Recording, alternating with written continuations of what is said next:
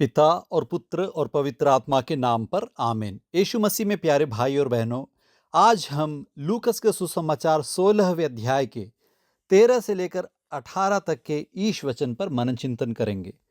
यहाँ पर प्रभु हमें एक बात से सावधान करते हैं। वे कहते हैं, कोई भी सेवक दो स्वामियों की सेवा नहीं कर सकता। कौन है वो स्वामी? एक ईश्वर और दूसरा धन। प्रभु कहते हैं, या तो तुम एक से बैर और दूसरे से प्रेम करोगे, या एक का आदर और दूसरे का तिरस्कार करोगे। प्रभु हमसे कहते हैं कि फैसला लो, तुम्हें क्या ईश्वर चाहिए या धन दौलत चाहिए। दोनों एक साथ तुम्हें नहीं मिल सकते। क्या इसका अर्थ यह है कि धनी होना एक गलत बात है? बिल्कुल भी नहीं। यीशु मसीह के बहुत से दोस्त धनी थे।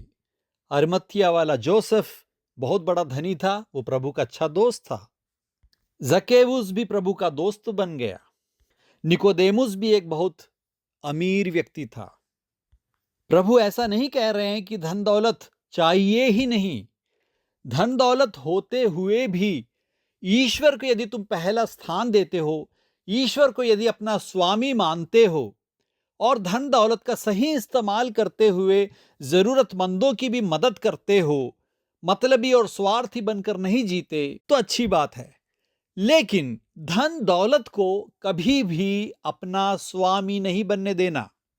धन का लालच वो सबसे बड़ा पाप है, क्योंकि धन के लालच में आकर इंसान दूसरे की हत्या करने से कभी कभी नहीं मुकरता है।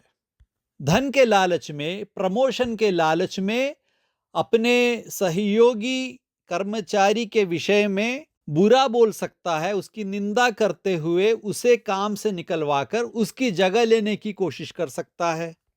धन संपत्ति के लालच में भ्रष्टाचार कर सकता है, बेईमानी कर सकता है, झूठ बोल सकता है, किसी भी हद को लांघने के लिए तैयार हो सकता है। और यदि धन संपत्ति इतनी ज्यादा है कि तुम्हें किसी बात की भी फिक्र नहीं है, तो हो सकता है ऐसे व्यक्तियों को ईश्वर की भी जरूरत नहीं है। वो ईश्वर पर आसरा रखना ही भूल जाते हैं, क्योंकि मेरे 4-5 पुश्तों के लिए मेरे घर में इतनी धन दौलत है। तो ऐसे लोग हो सकता है कि धन दौलत को ईश्वर की जगह दे दें। पुराने नियम में राजाओं के पहले ग्रंथ के 18वें अध्याय की 21वें वाक्य में एलिया नबी इस्राएली जनता के सामने आकर कहते हैं, तुम लोग कब तक आगे पीछे करते रहोगे? यदि प्रभु ही ईश्वर है तो उसी के अनुयायी बनो, और यदि बाल ईश्वर है तो उसी के अनुयायी बनो। जैसा कि हम जानते हैं, बाल कौन थे? बाल गैर यहूदियों के एक देवता थे। जब हम इस्राएली जनता का इतिहास देखें तो हम हमेशा देख सकते हैं कि उन्हें ये प्रलोभन आता था मूर्ति पूजा करने का, बाल की या अशेरा की या मोलोख की या जेउस की पूजा करना, आराधना करना। क्यों? क्योंकि उनके सामने हम कुछ भी कर सकते थे, मनमानी कर सकते थे, मौज मस्ती कर सकते थे, व्यभिचार कर सकते थे, कोई भी पाप कर सकते थे। वो हमसे कुछ नहीं कहेंगे। क्यों नहीं कहेंगे? अरे उनमें तो कोई जीवन है ही नहीं, वो तो वास्तव में ईश्वर है ही नहीं। इसलिए इस्राएलियों को हमेशा लगता था कि प्रभु की जनता बनना एक बहुत ही कठिन बात है। प्रभु ने तो 10 आज्ञाएं दे दी हैं, और मूसा ने भी बहुत सारे नियम दे दिए हैं कि ये नहीं कर सकते, वो नहीं कर सकते। तो उनके जीवन में कई अवसर पर ऐसा प्रलोभन आता था कि इस्राएली होने के बावजूद, यहोवा एकमात्र प्रभु है, ईश्वर है जानने के बावजूद, उनकी नजर हमेशा बाल देवता पर और अन्य देवताओं पर थी, ताकि वो गैर यहूदियों की तरह उन्हीं की तरह आचरण कर सकें, उन्हीं की तरह सुख कर सकें, उन्हीं की तरह मोह माया में मौज मस्ती करते हुए जी सकें। इसलिए एलिया कहते हैं कि आज फैसला करो। यदि ईश्वर को अपना एकमात्र प्रभु मानते हो तो उसके अनुयायी बनो, ना कि बाल के। दो नावों पर एक साथ सवारी करने की कोशिश मत करो। ग्रीस के एक महान चक्रवर्ती अलेक्जेंडर के बारे में, उनके मृत्यु के विषय में एक कहानी है। वो इस प्रकार है। मरने के पहले अलेक्जेंडर अपने जनरल्स को बुलाते हैं और 3 आग्रह करते हैं। उनकी पहली इच्छा ये थी कि जब उनकी अर्थी को दफनाने के लिए कब्र तक ले जाया जाए तो उस अर्थी को 4 सबसे बड़े डॉक्टर्स या चिकित्सक कंधा दें, ताकि लोगों को यह एहसास हो जाए कि चाहे तुम्हारे पास कितनी भी धन दौलत क्यों ना हो, कितने भी बड़े चिकित्सक क्यों ना हो, मृत्यु के सामने घुटना टेकना ही पड़ता है। कोई भी चिकित्सक डॉक्टर तुम्हें अमर नहीं बना सकता। दूसरी बात, महल से लेकर मेरी कब्र तक के रास्ते पर सोना और चांदी के सिक्के बिखर के रख दो, ताकि लोगों को ये सीख मिले कि चाहे कितनी ज्यादा संपत्ति तुम्हारे पास हो ना हो, उसका कोई फायदा नहीं। वो कब्र के आगे नहीं तुम ले जा सकते, सिर्फ कब्र तक ही जा सकते हो।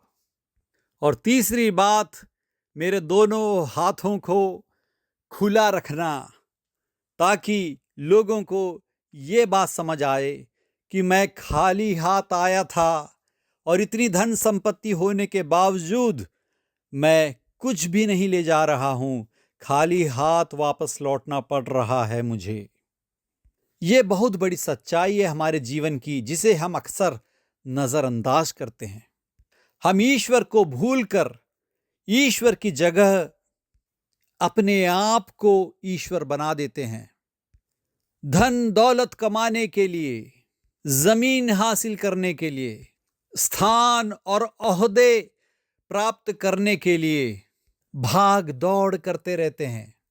लेकिन अक्सर ये भूल जाते हैं, चाहे कितनी धन दौलत तुम्हारे पास क्यों ना हो, सभी बीमारियों का इलाज अभी तक संभव नहीं है। मौत को कोई नहीं टाल सकता। कितने सारे उदाहरण हैं हमारे सामने सोचने के लिए। पैसे से हम एक आलीशान महल बना सकते हैं, एक मखमली बिस्तर खरीद सकते हैं, लेकिन क्या हमें नींद मिल सकती है? करोड़ों की संपत्ति हाथ में होने के बावजूद भी कितने सारे लोग हताश और निराश दिखाई देते हैं। कभी कभी और जीवन से हार मानकर इस जिंदगी से भागते हुए आत्महत्या करते हैं। सारी दुनिया को भी यदि तुमने हासिल कर लिया, सारे दुनिया के भी यदि स्वामी तुम बन गए, तब भी हमारी सबसे बड़ी प्यास प्यार के लिए होती है, खुशी के लिए होती है, चैन के लिए होती है, सुकून के लिए होती है, आनंद के लिए होती है। वो कैसे नसीब होगा? सब कुछ होने के बावजूद क्यों अकेलापन महसूस होता है? क्यों जीवन सूना सूना सा लगता है? हम समझने की कोशिश करें कि धन दौलत संपत्ति सब कुछ नहीं है। हमें प्यार सिर्फ ईश्वर दे सकते हैं। हमारी प्यास सिर्फ ईश्वर बुझा सकते हैं। यूहन्ना के सुसमाचार 4 अध्याय में समारिया वाली उस स्त्री से यीशु मसीह यही कहते हैं, मैं जो जीवन का जल दूंगा, उसे प्राप्त करने के बाद तुम्हें कभी भी प्यास नहीं लगेगी। मैथ्यू के सुसमाचार 11वें अध्याय के 28वें वाक्य में और 29वें वाक्य में प्रभु क्या कहते हैं? थके मांदे और बोझ से दबे हुए लोगों, तुम सभी मेरे पास आओ, मैं तुम्हें विश्राम दूंगा। मेरा जुआ अपने ऊपर ले लो और मुझसे सीखो, मैं स्वभाव से नम्र और विनीत हूं। इस तरह तुम अपनी आत्मा के लिए शांति पाओगे। हमें शांति और चैन सिर्फ प्रभु यीशु मसीह दे सकते हैं। स्तोत्र ग्रंथ 3 के 6 वाक्य में हम पढ़ते हैं, मैं लेट कर निश्चिंत सो जाता और सकुशल जागता हूं, क्योंकि प्रभु मुझे संभालता है। हमें चैन की नींद प्रभु प्रदान करते हैं, क्योंकि हम उनके हाथों में सुरक्षित हैं।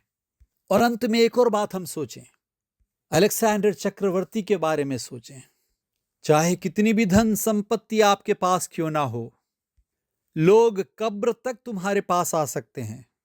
तुम्हारी बीवी और बच्चे तुमसे चाहे कितनी भी मोहब्बत क्यों ना कर लें, वो सिर्फ कब्र के पास तक तुम्हारे पास आ सकते हैं। लेकिन जब कब्र में दफनाया जाता है तो मुझे और तुम्हें अकेला ही जाना पड़ेगा। वहां पर कोई मेरे साथ नहीं आने वाला।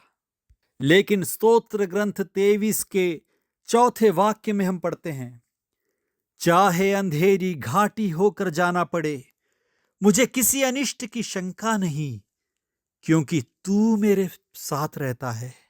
उस कब्र में यदि मुझे नीचे दफनाया जाएगा तो भी मैं अकेला नहीं हूं, क्योंकि प्रभु वहां पर भी मेरे साथ है। मेरे मरने के बाद भी जो मुझे जीवन की ओर लेके जा सकता है वो सिर्फ और सिर्फ यीशु मसीह है। तो सोचो, किसके लिए जीना है? यीशु मसीह के लिए, या फिर अपने नाम, धन दौलत, एक स्थान या पोजीशन पाने के लिए? सब कुछ खत्म हो जाएगा, एक न एक दिन सब कुछ चला जाएगा। तुम्हारा अच्छा नाम भी चला जाएगा, पैसा भी चला जाएगा, सेहत भी चली जाएगी। जो हमेशा हमारे साथ रहेगा, हमारे पास रहेगा, वो सिर्फ और सिर्फ प्रभु रहेगा।